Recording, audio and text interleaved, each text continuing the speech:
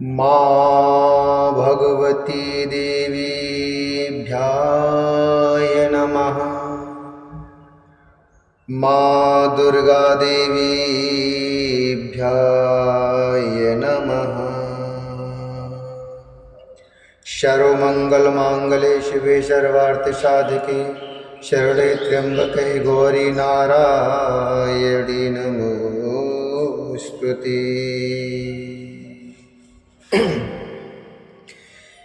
एक बार बृहस्पति जी बोले, हे ब्रह्मा जी, आप अत्यंत बुद्धिमान, सर्वशास्त्र और चारों वेदों को जानने वालों में श्रेष्ठ हो। हे प्रभु, कृपा कर मेरा वचन सुनो। चैत्र, आश्विन, माघ और आषाढ़ मास के शुक्ल पक्ष में नवरात्र का व्रत और उत्सव क्यों किया जाता है? हे भगवान, इस व्रत का फल क्या है? किस प्रकार करना यह उचित है? और पहले इस व्रत को किसने किया, ये सब विस्तार से बताइए।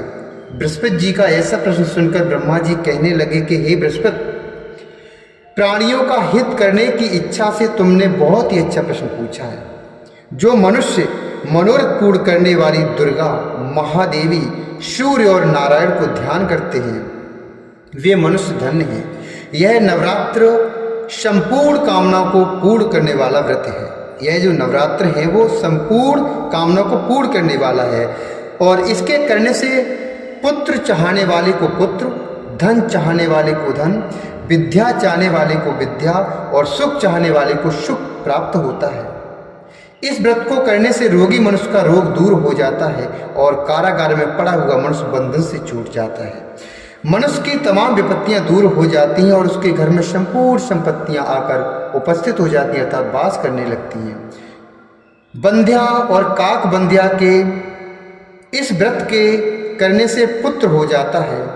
समस्त पापों को दूर करने वाले इस व्रत के करने से समस्त पापों को दूर करने वाले इस व्रत के करने से ऐसा कौन सा मनोरथ है जो सिद्ध नहीं हो सकता? यदि व्रत करने वाला मनुष्य सारे दिन का उपवास न कर सके तो एक समय भोजन करे और उस दिन बांधवों से नवरात्र व्रत की कथा श्रवण करे। हे बृहस्पति, जिसने पहले इस महाव्रत को किया है उसका पवित्र इतिहास में आज आपको सुनाता हूँ, उसे सावधान होकर आप सुनिए। इस प्रकार ब्रह्मा जी के वचन सुनकर बृहस्पति जी बोले कि हे ब्राह्मण, मनुष्यों को कल्याण करने वाले इस व्रत के इतिहास को मेरे लिए कहा। मैं सावधान होकर सुन रहा हूं, आपकी शरण आए हुए मुझ पर कृपा करो। ब्रह्मा जी बोले, पीटथ नाम के मनोहर नगर में एक अनाथ नाम का ब्राह्मण रहता था। पीटथ नाम के मनोहर नगर में एक अनाथ नाम का ब्राह्मण रहता था। वह भगवती दुर्गा का भक्त था। उसके संपूर्ण सद्गुणों से युक्त मानो ब्रह्मा की सबसे पहली रचना हो ऐसी यथार्थ नाम वाली सुमति नाम की एक अत्यंत सुंदर कन्या पैदा हुई। वह कन्या सुमति अपने घर के बालकपन में अपनी सहेलियों के साथ क्रीड़ा करते हुए इस प्रकार बढ़ने लगी जैसे शुक्ल पक्ष में चंद्रमा की कला बढ़ती है। उसका पिता प्रतिदिन दुर्गा की पूजा और होम किया करता था।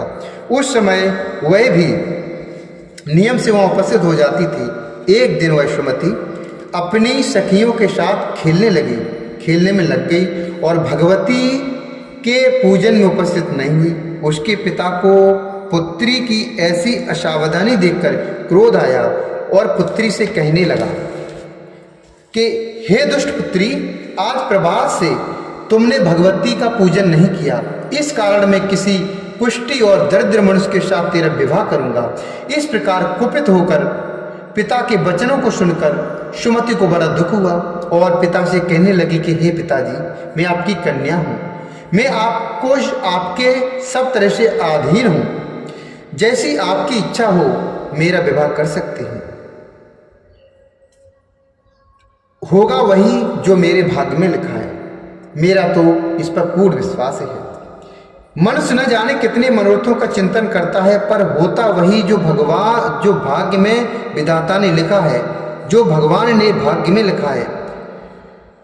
जो जैसा करता है उसको फल भी उस कर्मों के अनुसार ही मिलता है, क्योंकि कर्म करना मनुष्य के अधीन है पर फल देव के अधीन होता है। जैसे अग्नि में पड़े हुए तृणादि उसको अधिक प्रदीप्त कर देते हैं, उसी तरह अपनी कन्या के ऐसे निर्भयता से कहे हुए वचन को सुनकर उस ब्राह्मण को अधिक क्रोध आया। तब उसने अपनी कन्या का एक कुष्ठी के साथ विवाह कर दिया और अत्यंत क्रुद्ध होकर पुत्री से कहने लगा कि जाओ जाओ, जल्दी जाओ, अपने कर्म का फल भोगो, देखें केवल भाग्य के भरोसे पर रहकर क्या करती हो। इस प्रकार से कहे हुए पिता के कटु वचनों को सुनकर सुमति अपने मन में विचार करने लगी, अहो मेरा बड़ा दुर्भाग्य है जिससे मुझे ऐसा पति मिला। अहो मेरा बड़ा दुर्भाग्य है जिससे मुझे ऐसा पति मिला। इस तरह अपने दुख का विचार करती हुई वह सुमति अपने पति के साथ वन चली गई और भयानक वन में कुशायुक्त उस स्थान पर उन्होंने वह रात बड़े कष्ट से व्यतीत की। उस गरीब बालिका की ऐसी दशा देखकर भगवती पूर्व पुण्य के प्रभाव से प्रकट होकर सुमति से कहने लगी कि हे ब्राह्मणी, मैं तुम पर प्रसन्न हूं, तुम जो चाहो वरदान मांग सकती हो। मैं प्रसन्न होकर मन वांछित फल देने वाली हूं। इस प्रकार भगवती दुर्गा का वचन सुनकर ब्राह्मणी कहने लगी कि आप कौन हैं जो मुझ पर इतनी प्रसन्न हुई हो। यह सब मेरे लिए कहो और अपनी कृपा दृष्टि से मुझ दासी को कृतार्थ करो। ऐसा ब्राह्मणी का वचन सुनकर देवी कहने लगी कि मैं आज शक्ति हूँ और मैं ही ब्रह्मा, विद्या और सरस्वती हूँ। मैं प्रसन्न होने पर प्राणियों को दुख दूर कर उसको सुख प्रदान करती हूँ कि हे ब्राह्मणी, मैं तुम पर तेरे पूर्व जन्म के पुण्यों के प्रभाव के कारण प्रसन्न हूँ। तुम्हारे पूर्व जन्म का वृतांत सुनाती हूँ, सुनो। तुम्हारे पूर्व जन्म का मैं वृतांत सुनाती हूँ, उसे सुनो। तो पूर्व जन्म में निषाद अर्थात भील की स्त्री थी और अति पतिव्रता थी। एक दिन तेरे पति निषाद ने चोरी की। चोरी करने के कारण तुम दोनों को सिपाहियों ने पकड़ लिया। दोनों को सिपाहियों ने पकड़ लिया और ले जाकर जेल खाने में कैद कर दिया, उसमें बंद कर दिया। उन लोगों ने तेरे को और तेरे पति को भोजन नहीं दिया। इस प्रकार नवरात्रि के दिनों में तुमने न तो कुछ खाया और न जल ही पिया, इसलिए 9 दिन तक नवरात्र का व्रत हो गया।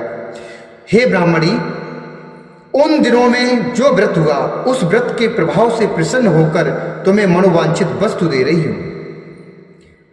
तुम्हारी जो इच्छा हो उसे मांगो। इस प्रकार दुर्गा के वचन सुनकर ब्राह्मणी बोली कि अगर आप मुझ पर इतनी प्रसन्न हो तो कि हे दुर्गे, आपको मैं प्रणाम करती हूँ।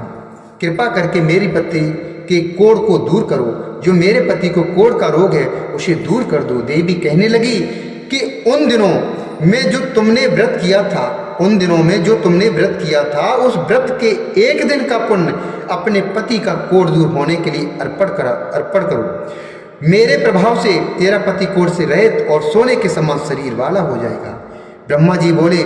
इस प्रकार देवी के वचन को सुनकर वह ब्राह्मणी बहुत ही प्रसन्न हुई और पति को निरोग करने की इच्छा से ठीक है ऐसे बोली तब उसके पति का शरीर भगवती दुर्गा की कृपा से कुष्ठहीन होकर अति कांतमय और कांति युक्त हो गया, जिसकी कांति के सामने चंद्रमा की कांति भी क्षीण हो जाती है अर्थात फीकी पड़ जाती है। वह ब्राह्मणी पति के मनोहर देह को देखकर देवी को अति पराक्रमी वाली समझकर स्तुति करने लगी कि हे दुर्गे, आप दुर्गत को दूर करने वाली, तीनों जगत का संताप हरने वाली, समस्त दुखों को दूर करने वाली, रोगी मनुष्य को निरोग करने वाली, प्रसन्न होने पर मनवांछित वस्तु को देने वाली और दुष्ट मनुष्य का नाश करने वाली हो। तुम ही सारे जगत की माता हो और पिता हो। हे अम्बे, मुझ अपराध रहित अबला की मेरे पिता ने कुष्ठा के साथ विवाह कर मुझे घर से निकाल दिया। उसकी निकाली हुई मैं पृथ्वी पर घूमने लगी। आपने ही मेरा इस आपत्ति रूपी समुद्र से उद्धार किया है। हे देवी, आपको मैं प्रणाम करती हूँ, मुझ दीन की रक्षा करो। ब्रह्मा जी बोले कि हे बृहस्पति, इसी प्रकार उस सुमति ने मन से देवी की बहुत स्तुति की। उससे की हुई स्तुति सुनकर देवी को बहुत संतोष हुआ और ब्राह्मणी से कहने लगी कि हे ब्राह्मणी, तुम्हारे उदायल नाम का एक अति बुद्धिमान, धनवान, कीर्तवान और जितेंद्रिय पुत्र शीघ्र ही होगा। ऐसा कहकर वह देवी उस ब्राह्मणी से फिर कहने लगी कि हे ब्राह्मणी, और जो कुछ तेरी इच्छा हो वही मनोवांछित वस्तु तुम मुझसे मांग सकती हो। ऐसा भगवती दुर्गा के वचन सुनकर सुमति बोली कि हे भगवती दुर्गे, अगर आप मेरे पर प्रसन्न हैं तो कृपा कर मुझे नवरात्रि विधि बताइए। हे दयावती, जिस विधि से नवरात्रि व्रत करने से आप प्रसन्न होती हैं उस विधि और उसके फल को मेरे लिए विस्तार से वर्णन करें। इस प्रकार ब्राह्मणी के वचन को सुनकर दुर्गा देवी कहने लगी कि हे ब्राह्मणी, मैं तुम्हारे लिए संपूर्ण पापों को दूर करने वाली नवरात्रि व्रत की विधि को बतलाती हूँ, जिसको सुनने से तमाम पापों से छुटकारा अर्थ और मोक्ष की प्राप्ति हो जाती है। आश्विन मास के शुक्ल पक्ष की प्रतिपदा से लेकर 9 दिन तक विधि पूर्वक व्रत करें। यदि दिन भर का व्रत न कर सकें तो एक समय का भोजन करें। पढ़े लिखे ब्राह्मण से पूछकर घट की स्थापना करें और वाटिका बनाकर उसको प्रतिदिन जल से सींचें। महाकाली, महालक्ष्मी और मां सरस्वती की मूर्तियां बनाकर उसकी नित्य विधि सहित पूजा करें और पुष्पों से विधि पूर्वक अर्घ्य दें। बिजौरा के फूल से अर्घ्य देने से रूप की प्राप्ति होती है, जायफल से कीर्ति की प्राप्ति होती है, दाख से कार्य की सिद्धि होती है, आंवले से सुख और केले से भूषण की प्राप्ति होती है। इस प्रकार फलों से अर्घ्य देकर यथाविधि हवन करें। खांड, घी, गेहूं, शहद, जौ, तिल, बिंब, नारियल, दाख और कदम्ब इनसे हवन करें। गेहूं होम करने से लक्ष्मी की प्राप्ति होती है। खीर व चंपा के पुष्पों से धन और पत्रों से तेज और सुख की प्राप्ति होती है। आंवले से कीर्ति और केले से पुत्र हो। कमल से राष्ट्र सम्मान और दाखों से सुख संपत्ति की प्राप्ति होती है। व्रत करने वाला मनुष्य इस विधान से होम कर आश्चर्य को अत्यंत नम्रता के साथ प्रणाम करे और यज्ञ की सिद्धि के लिए उसे दक्षिणा दे। इस महाव्रत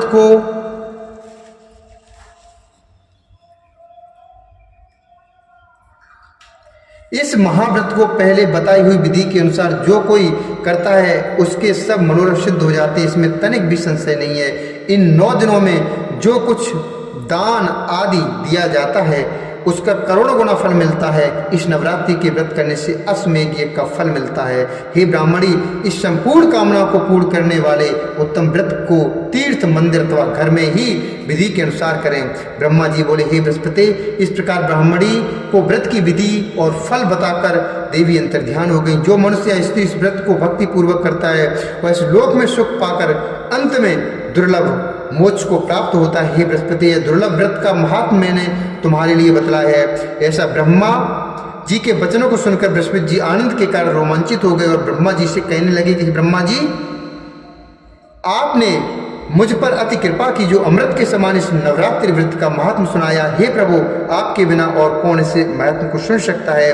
ऐसे बृहस्पति जी के वचन को सुनकर ब्रह्मा जी बोले कि हे बृहस्पति, तुमने सब प्राणियों का हित करने वाले इस अलौकिक व्रत को पूछा है, इसलिए तुम धन्य हो। यह भगवती शक्ति संपूर्ण लोगों का पालन करने वाली है। इस महादेवी के प्रभाव को कौन जान सकता है। बोलिए भगवती मैया की जय, दुर्गे मैया